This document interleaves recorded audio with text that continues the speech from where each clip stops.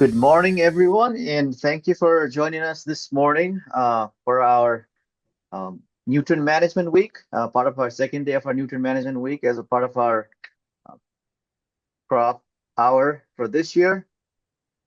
And today we have Dr. Vander Nunes talking about soil biological nitrogen fixation in our soil. But before I hand this to Dr. Nunes, I would like to do a couple of housekeeping things. If you have any questions, please feel free to write those questions in the Q&A feature on the bottom of your screen, and I will be monitoring that uh, Q&A box throughout the presentation, and I'll also put a note in the chat about CCA credits, that for those who are here for the CCA credits, please be here for the entirety of the session and follow the instruction on the chat box, and then that'll get you through the process to get your credits to you.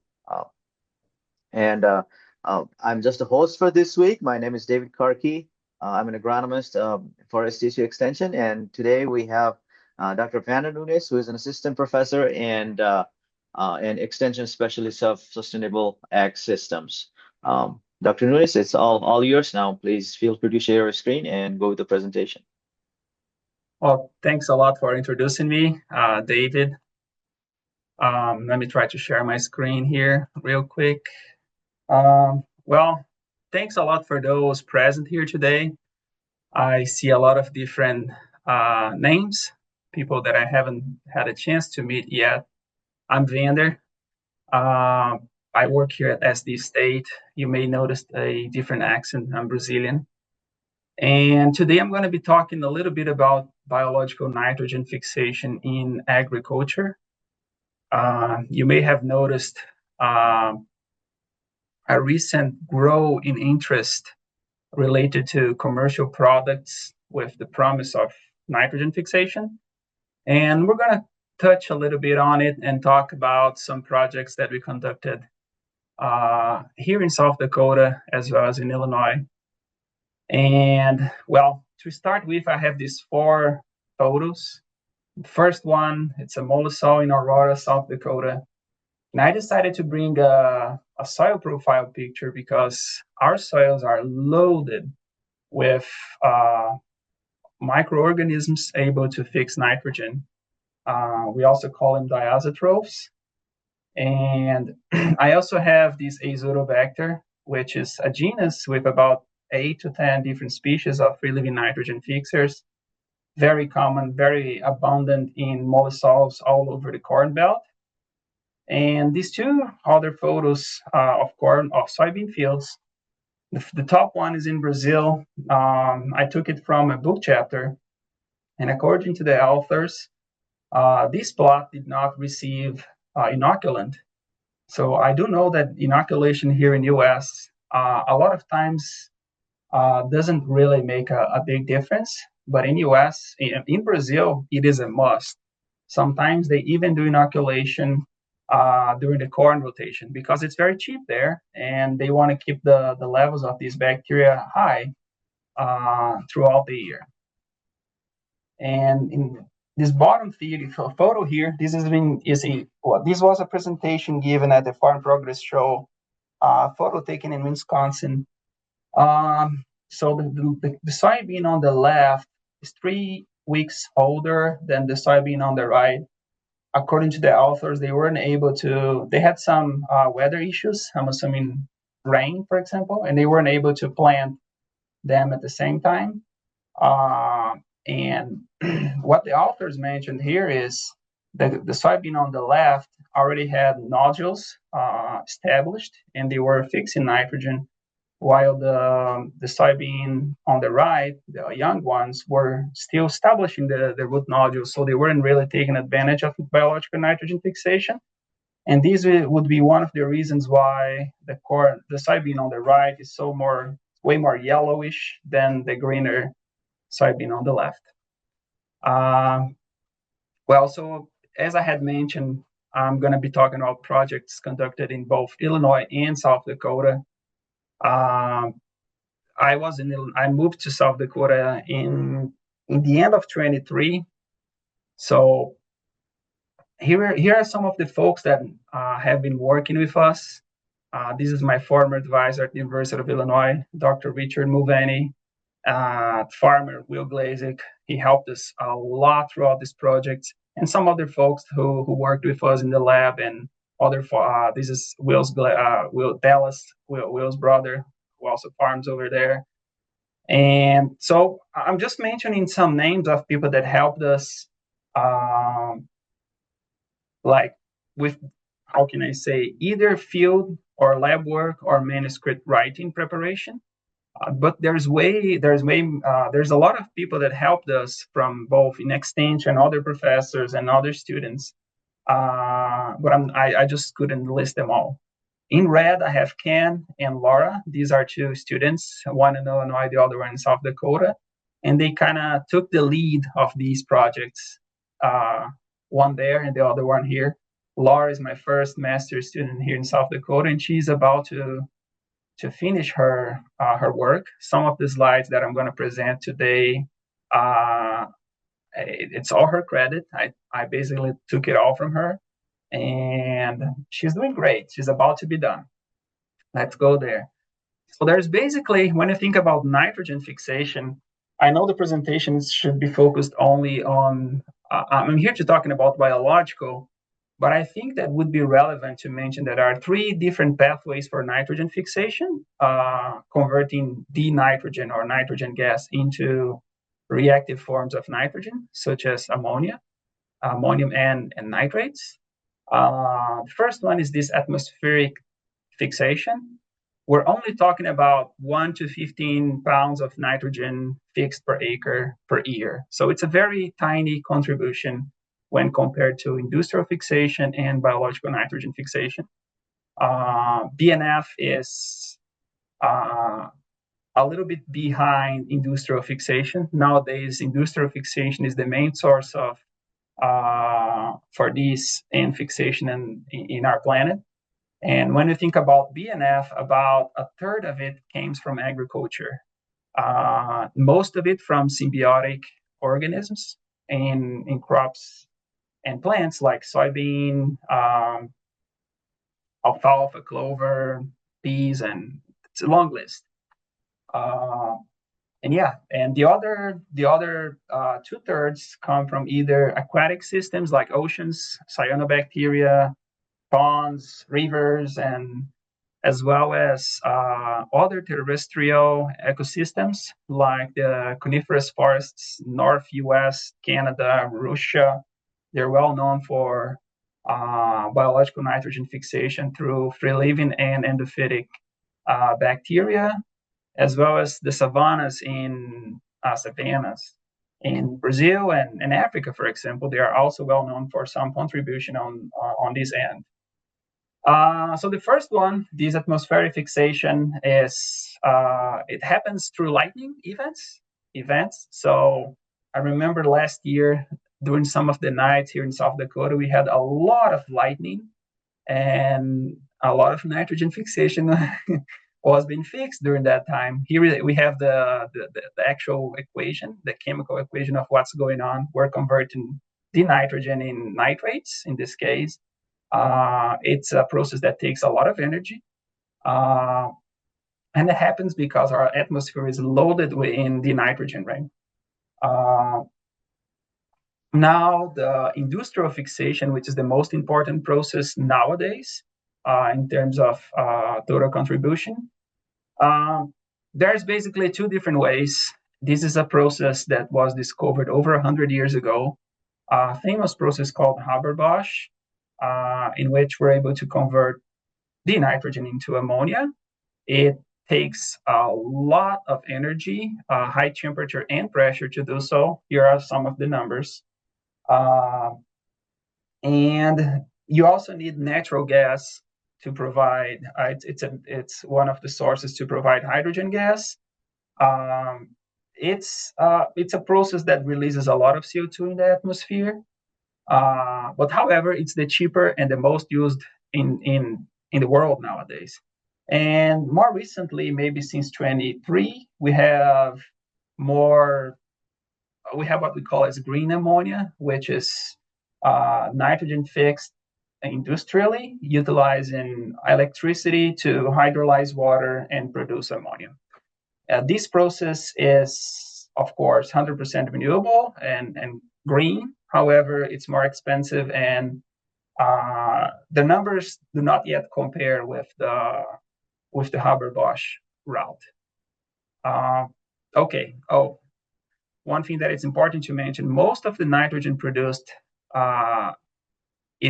goes to synthetic and fertilizers market to produce our ammonia and hydrous ammonia that is used in some states like Illinois and I don't know, Minnesota and other places. Urea and UAN, perhaps the two most common end sources in South Dakota, and other sources too, like ammonium sulfate, ammonium nitrate, and on. One important detail: these are also utilized to prepare the phosphorus fertilizers like MAP and DAP. So it's a very important process. Now, the BNF, what we came here to talk about today, is the biological nitrogen fixation. So in our planet, there are some bacteria that contain this enzyme named as nitrogenase. There are different types of nitrogenases, and these bacteria can fix nitrogen. Again, it's a process that takes a lot of energy. When it comes to a biological process, this energy is supplied via ATPs through respiration for aerobic organisms. So it's basically converting sugar into nitrogen. That's basically what they're doing. And it takes a lot of carbon here to produce nitrogen. As you can see, 16 ATPs are required to produce 2 ammonia molecules. And then after producing this ammonia, in order to fix this and convert it into amino acids or amino sugars, things that the plant can actually use, and you're going to need extra ATPs. So highly energetic process, but it's an example of biological efficiency. Just imagine that how much energy we need to do it either through lightning or the Haber-Bosch process, and Mother Nature can do it at room temperature utilizing probes. So it's something actually amazing. And we can classify these nitrogen fixation organisms or diazotrophs in 3 categories. Some classify them only in 2 categories. I'm going to decide to do it in 3. The first one are the symbiotic ones, the most famous ones. They have high capacity to fix nitrogen, as you can see, significantly higher than the other groups. And in soybean, for example, they can fix amounts up to 220 pounds of nitrogen per acre per year. So it's huge amounts of nitrogen can be fixed through symbiotic and fixation. And then you have the associative fixation. Those are organisms that can live inside roots, stem, stalks, or leaves. They're not as efficient because now they're not establishing a mutualistic relationship with the plant. But they can fix some nitrogen. Some successful example would be with sugarcane and azospirillin in Brazil. It is actually a well-known product there that the farmers do use and rely on for biological nitrogen fixation, but it's an exception. And there are some cases with wheat as well, and corn more recently in US as well as Brazil. But then the numbers are more debatable. And lastly, we have the free living, which are what we're going to be focusing on today. We're talking about organisms that live in the soil. They either live in the rhizosphere near the roots, trying to take advantage of root exudates as source of carbon, or they live inside soil aggregates where they have a better environment to fix nitrogen. And the amount of nitrogen fixed, according to the literature here, is very tiny. It's something course, higher than what is fixed via atmospheric fixation or lightning, but it's very far when compared to symbiotic nitrogen fixation. So why is the free living nitrogen fixation so smaller in terms of number when compared to symbiotic nitrogen fixation? Well, the soybean here on the right, in this example, the main difference is you have a root nodule with a perfect environment, absence of oxygen. These enzymes, the nitrogenases, do not work in presence of oxygen. So the plant provides the perfect environment. The plant trades sugar for which she gets from photosynthesis for nitrogen. So the organisms, their only job is to fix. They don't have to worry about environment or nutrients. They're focused only on producing, while the free living nitrogen fixers, they have a huge number of them in the soil, very diverse. However, they live in a community, therefore they're competing for nutrients and other things with other organisms that do not fix nitrogen. They completely rely on the soil. If the soil does not provide ideal conditions, they're not going to fix. They need adequate levels of oxygen and water and temperature, and most importantly, carbon. They need a lot of carbon to fix nitrogen. So this is why this is one of the reasons why free living nitrogen fixation is so less important than symbiotic one. Hey, this slide it's a picture. It's from a work from Brosen in 2021. This is just to give you guys an idea of how abundant and diverse these organisms are. They're all over the place, diverse environments, and they're just hundreds, if not thousands, of different species identified so far. There are many others who haven't been identified yet. And again, they're very abundant in soils with high soil organic matter content. Now, some historical importance of biological nitrogen fixation. Well, humans have been taking advantage of biological nitrogen fixation for over 10,000 years ago, according to some authors. And one example of this is during the Roman Empire. They were already using crop rotation with legumes because they noticed that when they had legumes in their crop rotation, their cereals would yield more.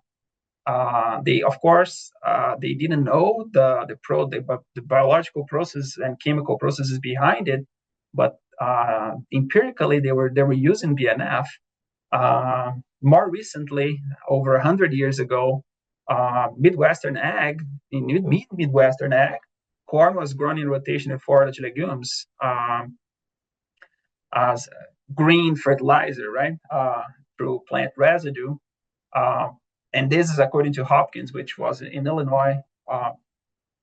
And then more recently, what we noticed when we do a dig in literature, what you see is a lot of research had been conducted about this topic during the beginning of the 20th century until mid 20th century, before the widespread adoption of synthetic nitrogen fertilizers, after World War II especially. And then the research on this topic kind of not died, but it was just significantly smaller for several years because everyone was just relying on synthetic and fertilizers for the most part for cereal production. And then more recently, it kind of re-emerged with all these commercial biological products that promise nitrogen fixation. So when you think about this biological products, here I'm just talking about Midwestern US. What we noticed is their performance is they show contrasting results. This is a huge work performed with, if I'm not mistaken, in 10 different land-grant universities here in the North Central region, in which, if I'm not mistaken, they have 60 or 61 sites and in like 59 sites, the biological products did not work or did not significantly increase yield, with one exception. However, there are pubs, for example, this is Fred Billow's group in Illinois, where they claim that a specific product increased nitrogen fixation according to their research. One thing I would like to mention, and I'm probably going to mention it again, it's well known that here especially for mollisol soils rich in nitrogen, soil organic nitrogen, the soil can supply from 20 to up to 100% of the nitrogen required for crop production, like corn, via mineralization throughout the growing season. And we don't really know if 100% of this nitrogen comes from mineralization or not. There's definitely some contribution from biological nitrogen fixation by free-living organisms, but we just don't know how much. And I don't expect it to be a significant amount. But it's there. It should be taken in consideration. So we have 4 major objectives that we're going to be discussing today. This research in Illinois, we were working with organic farmers, and there we first developed and optimized the method to estimate free-living nitrogen fixation. Those were papers already published. I'd be glad to share them with you. If just reach out to me. And there we compared free-living nitrogen fixation rates in conventional and well-established organic farms. And then we also evaluated the potential of both limestone and gypsum for increasing free-living nitrogen fixation and yield for cereal yield in a organic farm. And then here in South Dakota, Laura, her main project was conducted at the Southeast Research Farm during the 2024 and 2025 growing seasons. And she was evaluating long-term no-till versus conventional till with or without a cover crop. In that case would be winter wheat, and diverse crop rotation, a 2-year corn, soybean, 3 years, and 4-year crop rotation. And she also had a side project in which she evaluated 2 commercial free-living and fixers, and the addition of limestone on free-living nitrogen fixation for 4 research farms here in South Dakota. Samples collected in Southeast Research Farm, Northeast Research Farm, and Volga and Aurora. Okay, so for all these methods, I don't want to really stick and be talking a lot about. Let me just see how much time I have here. Okay, about methodology, but this is the method we used. We did a lab measurement. It's the only way to directly measure nitrogen fixation. However, in the lab, the lab does not represent the field, and this is well known. Is it possible to measure free-living nitrogen fixation in the field? The answer is yes. However, the methods used are not, how can I say, very reliable. Both natural abundance and isotope dilution, they work better if you're working with symbiotic organisms like soybean and other crops where you have large contributions of nitrogen fixation. But for free-living nitrogen fixers, these methods are subject to several assumptions. And according to many researchers who work with isotope analysis, these assumptions are of dubious validity. Okay, so all of these methods, we're going to be using a lab incubation to estimate free-living nitrogen fixation. If you have questions, I'd be glad to come back and discuss more about it. What did we learn during so I mentioned that we developed and optimized a new method, and we learned a lot of things during that part because we had samples from 4 oxysols in, actually Russell is an alphysol, it's a forest alphysol in Illinois, and 3 mollisols, Drummer, Bryce, and Rutland. We learned that most of these, independently of the soil, most of this nitrogen fixation occurs from 0 to 3 inches. while about 17% 3 to 6. So there's not really a need to go deeper than that. It's a surface phenomenon when it comes to nitrogen fixation. And then during these incubations, we use different water holding capacity levels. So if the soil is at 100% water holding capacity, it means it's completely saturated with water. And what we noticed is, with no exception, 100% capacity at least, if not more, significantly increased free living nitrogen fixation. So these organisms, they do like high moisture, which makes us think, oh, perhaps this is something that happens more early in the season when mineralization is booming and the soils are more wet. Or, oh, perhaps this is something that happens more in no-till than conventional till, because in no-till you preserve more moisture than in conventional till. We don't know. These are just assumptions, but these results make us think make us understand more and have assumptions about what could be happening. Something that we definitely learned, and I had mentioned, is these fixers, the free living organisms, they depend a lot on carbon supply. So we measured fixation, not adding any carbon, and with carbon addition of different forms, simple sugars, root exudates. And what we noticed is when you have carbon, independently of the form, you significantly increase nitrogen fixation when compared to when you do not have carbon addition. And among these different carbon sources, the root exudates and simple sugars, for the most part, they were the best sources, with some exceptions. Something very interesting we noticed too is here we have the same soil sampled in April. So this is beginning of the season versus towards the end of the season. And these organisms, they varied in terms of their preference for carbon sources according to the time of the year. In the beginning here, basically any carbon source would provide huge amounts of nitrogen fixation, while towards the end of the season, they were more efficient with organic acids and corn root exudate, for example, which is a mixture of organic acids and simple sugars. Okay, not going too much into these details. Now, some of the M&M of the field research that we did in Illinois. So this is Will's house and his farm. He has a 6-year rotation. They established these systems. They finished their transition to organic farming in 2002.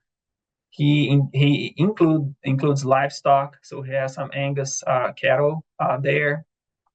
And what we were doing there is to investigate the potential of lime and lime plus gypsum for increasing biological nitrogen fixation, and therefore potentially increase yield for his cereal production. Initially, we did that when we were writing this proposal. Our initial plan was just to compare organic and conventional farm.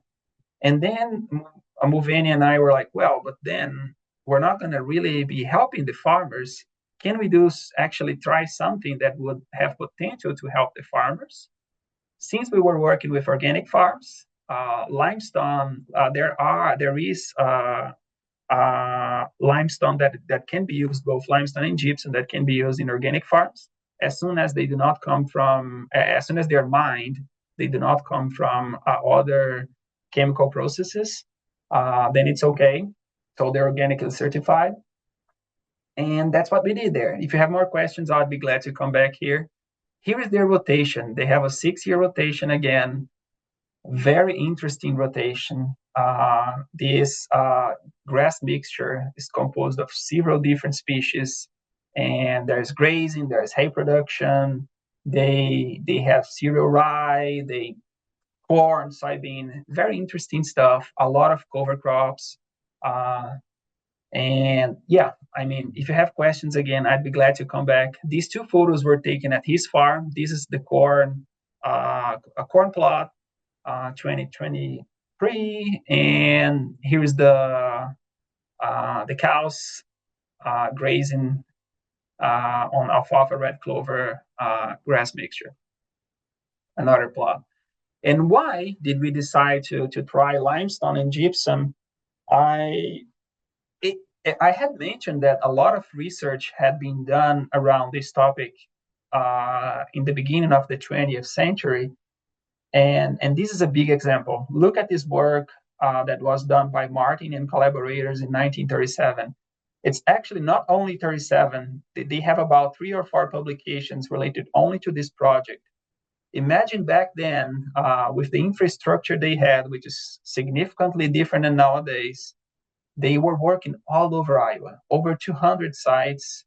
And what they were looking here was for the presence or absence of Azotobacter. I had mentioned it in the first paragraph, first slide, I'm sorry. So Azotobacter is a free-living nitrogen fixer that lives in presence of oxygen. And what you can see is under acidic pHs, there's basically no Azotobacter. And then the higher the pH, the higher of probability of abundance. And when you have a pH above 6, for example, in this case 6.5, then more than half of the plots had 6.8 actually over 80% had it, and then it drops to 62 for some reason and keeps going up. So it's these organisms, these specifically genus of organisms, they depend a lot on soil pH and as well as calcium and phosphorus availability. And this is why we decided to try lime and gypsum there.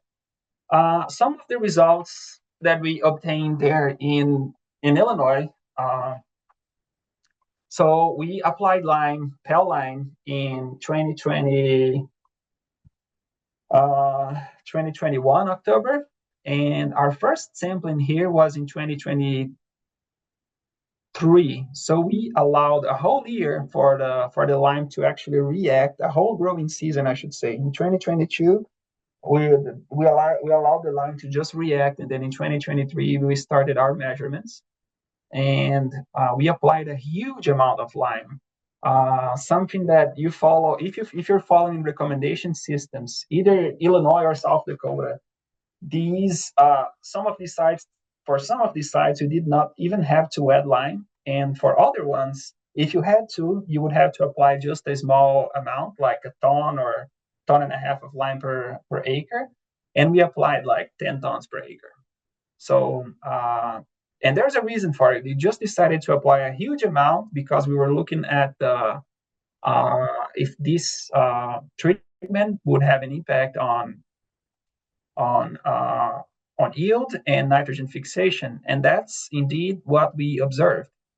If you look at the results here, we sampled the soil during pre-planting, V9, V10, VT, R6 of corn, and in all cases, there was an increase numerically, at least, of nitrogen fixation. And in most cases, like V9, V10, and R6, there was a significant increase in nitrogen fixation for the plots lined or with lime plus gypsum in comparison to the control.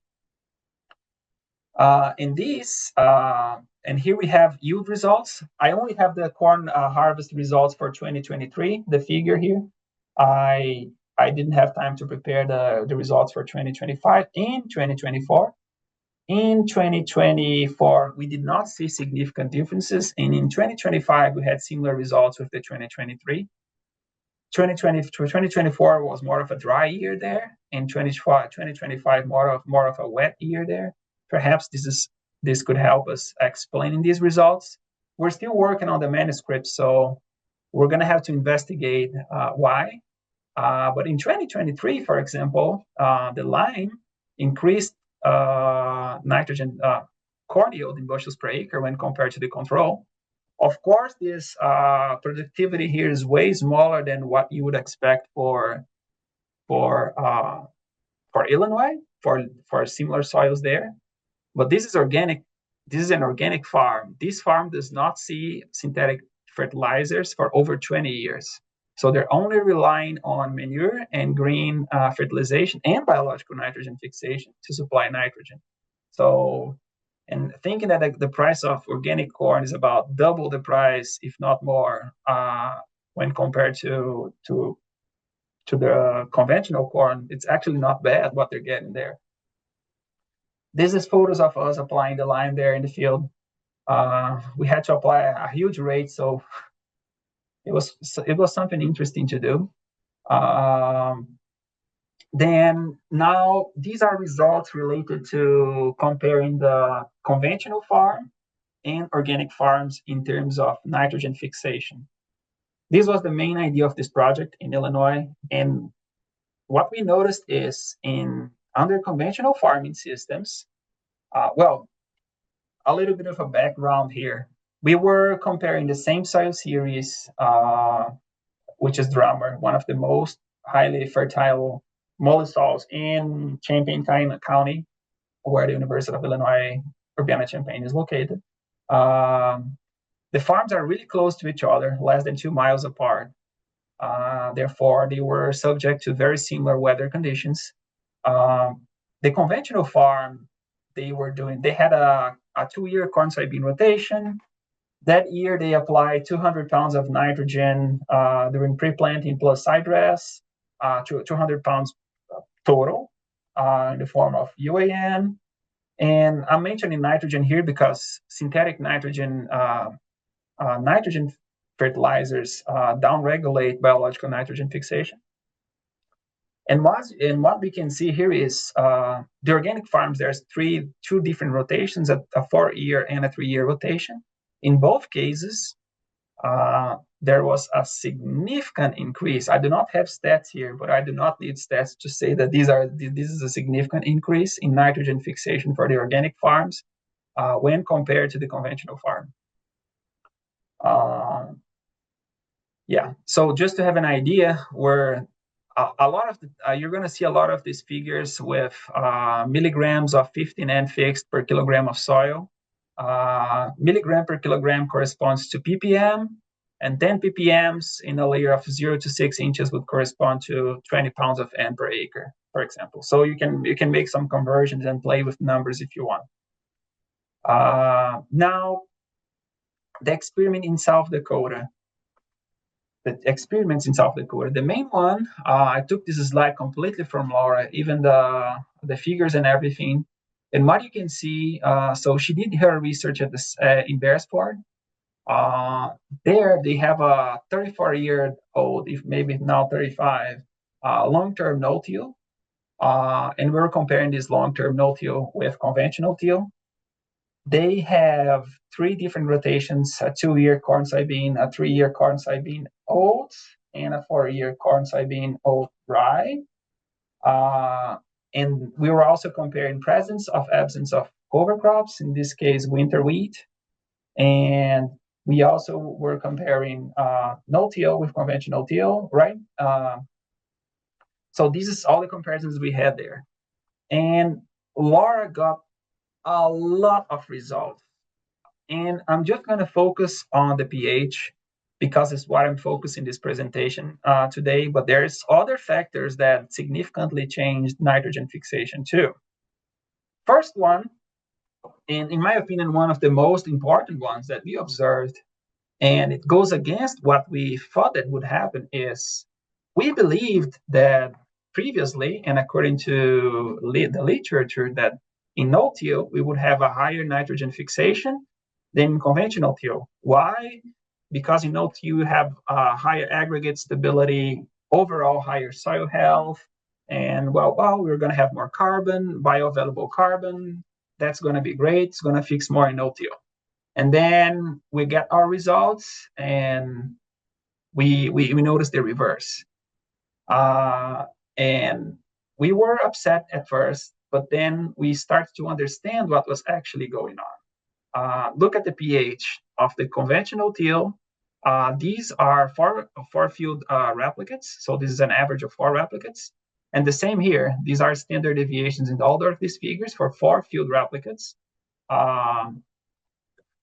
What we noticed is the conventional till, the soil pH was higher, above at least 6.0 and 6.1, while in the no-till, the pH was low, it was more acidic.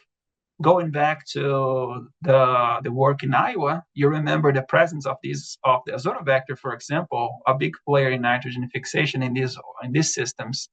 When the pH is low, they're simply not there, or they're not active. And why would the pH be lower in no-till? Well, there are several reasons. The main one is we're just sampling 0 to 3 inches, so just the very top layer. In no-till, the nitrogen fertilization there at the Southeast Research Farm is broadcast, so it's on the soil surface. They use ammoniacal sources, and ammoniacal sources are prone to nitrification, which cause soil acidification. In the conventional till, they also use ammoniacal sources. However, they're always revolving the soil, and it's well known that these soils they have their D horizon, or deep down there. They're loaded in carbonates, so you're kind of liming your own soil by tilling. While in the no-till, you're just forming this acidic layer on the surface. This is a figure that it's a model that Laura prepared actually with all her data. And you can see that for both systems, the higher the pH, the higher the nitrogen fixation. It goes along with the results we got in Illinois again.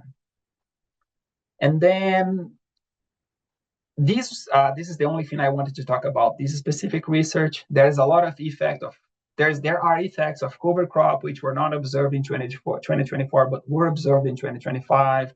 There are more effects of different crop rotations, and I won't just have time to talk about this all right now. And Laura is about to be done, and soon she's going to have we're going to have this published somewhere and going to have access to all of the results. Now her side project. In her side project, she compared,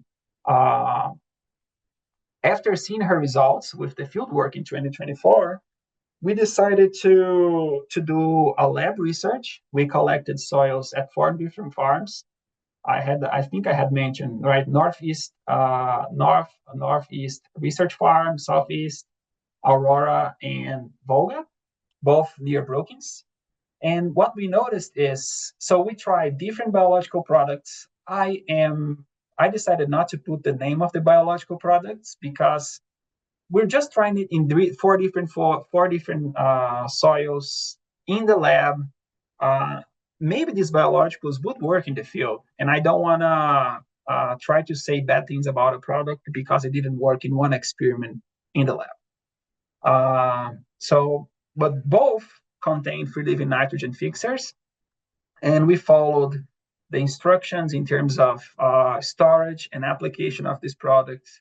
We actually applied a higher dose than what they recommend, more microbes in theory per acre than what they recommend. And this is what we got.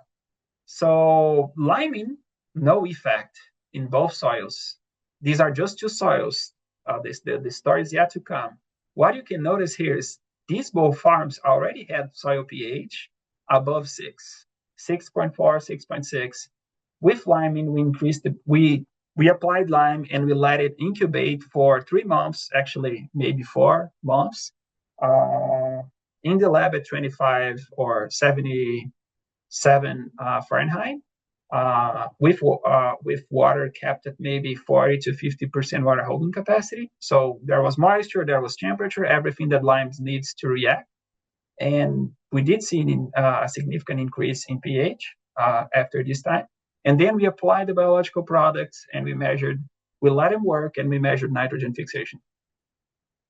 No differences at all observed for NERF. Then felt there's one exception in which this product A, without a lime, significantly increased nitrogen fixation. So we're talking here about maybe this soil got maybe 16 or 17 ppm. while the control with no lime here got maybe 14 or 13. We're talking maybe 6 extra pounds of N per acre. Would that cause a significant increase in yield? Probably not. But in nitrogen fixation, yes, it was observed. In my opinion, it's just an anomaly. Now, continuing, now Volga and Surf. Now we have soils in which the soil pH was below 6.0. And what do we notice? A significant increase in nitrogen fixation with lime in all cases. And again, the biologicals did not significantly increase nitrogen fixation, unfortunately. So yeah, we basically got the same results in Illinois and South Dakota. And I remember well, when I first moved to South Dakota, I talked about lime in here, and the professor asked me, why are you going to do lime in South Dakota? Our soils are loaded in carbonate, which is right. And I was like, well, I agree. Perhaps we can do different research, for example, trying to look at different management practices. And actually, at the very top surface, you may find some acidic or more acidic layers of soils here in South Dakota. And it brings attention to, especially in long-term no-till or no-till fields, to be checking the soil pH, especially near the surface where most of the biological activity occurs.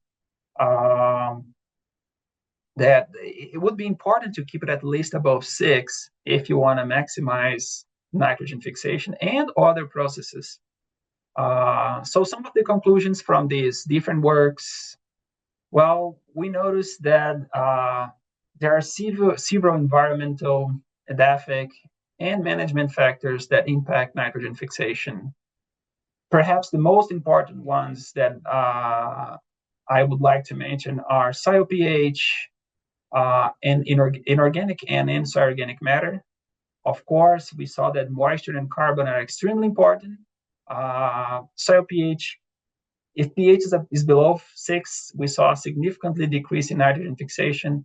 High inorganic N, I did not bring this table or this figure, but it's well known by the literature. If you have high concentrations of inorganic N in your soil, the free levers are not going to fix as much. And the reason for it's somewhat simple. They're competing for resources with other organisms. And if you have another organism that grows faster than the free living nitrogen fixer, but does not fix nitrogen, they're literally going to take over the system, and they're going to use most of the resources. Therefore, the nitrogen fixers won't be able to fix as much. This is one of the potential routes of why this would happen. And we also learned that the same story about the soil pH at least above 6.0. I bring attention again to be checking your soil pH, especially the surface layer, if you're doing ammoniacal fertilization and no tillage. And then we noticed that in organic farming systems, they have a significantly higher potential to fix nitrogen when compared to the conventional farming systems. This is something we expected, and indeed is what we observed. Now, it is true that these are results for only 2 farms in Illinois. In order to make a more clear assessment, would have to do it in more farms in different states and different conditions. But the initial results suggest this. And our results also suggest that enhancing soil quality, soil health by increasing soil pH, for example, which increases the activity of native organisms, including nitrogen fixers, appears to have greater potential to improve nitrogen fixation than using commercial products. At least these are the results we got with the products we tried here in South Dakota. I'm not saying that biological products do not work. I'd be lying. They do work. For symbiotic N fixation, it's well known in Brazil, for example. And for associative N fixation in sugarcane, it's also well known as well in Brazil. And I think that more research is needed on this topic to ascertain if this will actually work or not. So Tom, take-home message, apparently taking care of the soil will be more relevant than adding free-living nitrogen fixers. Again, I'm not trying to disencourage the use of commercial products that contain fixers. However, if you're going to do that, I recommend trying it in your field in more than one site. And a lot of these products are going to say something like, oh, you can reduce your rate by 40 pounds per acre and use my product, and you're going to get the same yield. Do not do that, because this comparison is prone to several invalidations. If you want to compare the product, I would reduce the rate with the product and without the product. Then you're going to actually have the effect of the product itself. Let's say in this soil, I would apply 180 pounds of N this year, and I want to try this product, perhaps apply 150 with and without the product, and compare to the other sites where you have 180. This would be a more realistic comparison than just product with less nitrogen versus a high rate. And lastly, our soils are loaded with nitrogen fixers. And I wonder, is it really a lot of these N fixers that commercially available, they came from other countries like Brazil. So these organisms were selected and grown in extremely acidic soils in a place that does not have snow, they basically never see temperatures below 32 Fahrenheit. And now you're bringing it to a completely different environment and expecting it to work here. I am not a microbiologist, but I'm not sure if this is the right approach. I'd be worried about it. Wrapping up, this is not the first time I bring this. I'm almost in time here, right? Not the first time I bring this. This is Sergei Winogradsky. First microbial ecologist, big name when it comes to nitrogen transformations. Take a look. Dr. Martin wrote a review about his life and accomplishments. And here's the paper title. It's available for free for anyone to read about his life. And he had said, this is 1935, before synthetic fertilizers, the widespread use, that perhaps not applying nitrogen would increase, by applying fertilizer nitrogen, it would reduce nitrogen fixation. And we did indeed observe it with soybean, but not yet for corn and other cereals. I strongly believe that we depend and will continue to depend on synthetic nitrogen fertilizers for many years from now on. And here are just some suggestions. I know there are some people already doing it. Well, the hybrids we have nowadays, most of them are adapted to, they were selected in fields loaded with nitrogen, so they weren't really selected to have traits related to nitrogen fixation. However, take a look. This is a work in California, this one in Illinois. This is an old land race of corn in Mexico, soils very poor in nitrogen. And there they had this corn that had aerial roots that would create this sort of mucilage rich in sugars that would provide nitrogen carbon for biological nitrogen fixation of free living fixers, and that would actually be used by corn. So perhaps this is something that we can try to take these genes or modify modern hybrids. I don't know if that's a possibility, but it's an idea at least. And here, this work in Illinois, they took corn genotypes from the 50s up to 80s, 86 here, if I'm not mistaken. And what you notice is a significantly change in root architecture and the genes that are released near the rhizosphere. So Angela Kent, she's a microbiologist who works with DNA analysis, and she's trying to look at diversity and abundance of organisms in soils. She took samples of all of these different soils. They grew it in, if I'm not mistaken, greenhouse. And what she noticed is that all the older corn land races or genotypes, they had more genes related to nitrogen fixation near the rhizosphere, suggesting that there was a higher population of nitrogen fixers in these older corn when compared to the more modern ones. And the more modern ones had other genes related to encycling, like nitrification and denitrification. So it's something to take in consideration, perhaps thinking about the plant and not only the product or the soil would be a better strategy to increase BNF for cereal production.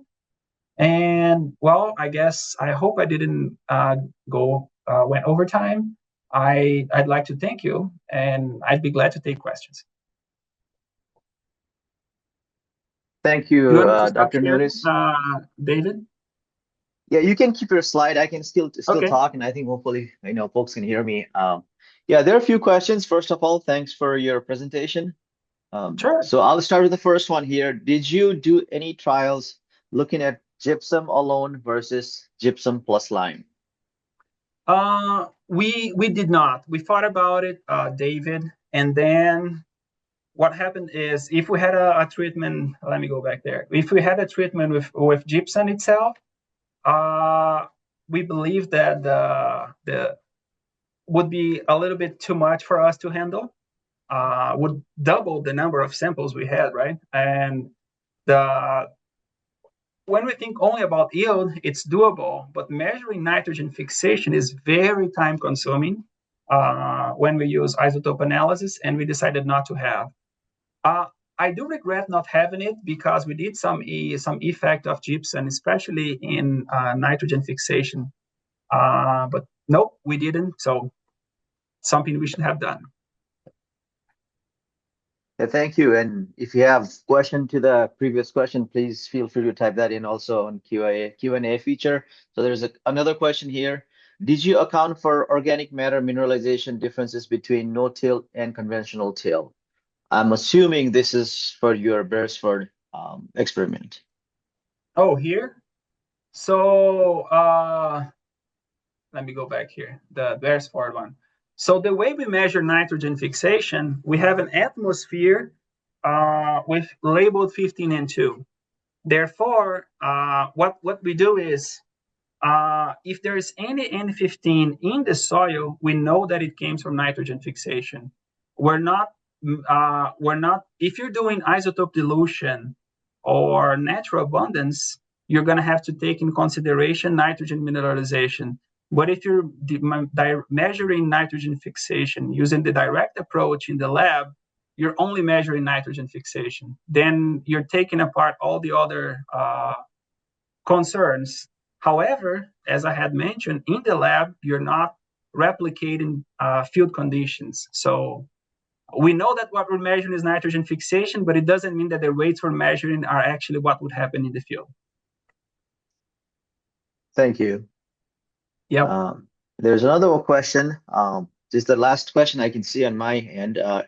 Do you think our current corn hybrids are more nutrient efficient than previous years or past years?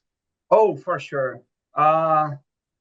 I mean, I believe that this is how they've been selecting to be more nutrient efficient. But they've been doing that, at least in my opinion, according to my knowledge, which is limited, in ambients rich in inorganic N. If you think only about nitrogen fixation, you would have to go back to these old land races that are way less efficient in terms of other nutrients, but they do have traits that increase nitrogen fixation. But yes, I believe the modern hybrids are more efficient and they yield more. There is no doubt. Thank you. So I don't see any other question, and my Q&A is plain white, black and white, so there's no red notification. So Thank you again, everyone, for joining us this morning. And if you again need CCA credits, you'll see a link in the chat box to follow through with your CCA accreditation. And these presentations are stored in our website, and you can watch videos later on too. And you'll also see the link for that. Thank you again for joining us this morning, and we'll again come back again tomorrow for a nutrient requirement for Western South Dakota. And Clearance Winter will talk, and we'll end our nutrient management week tomorrow. So hopefully we'll see you again tomorrow. Thank you so much. Thank you, everyone.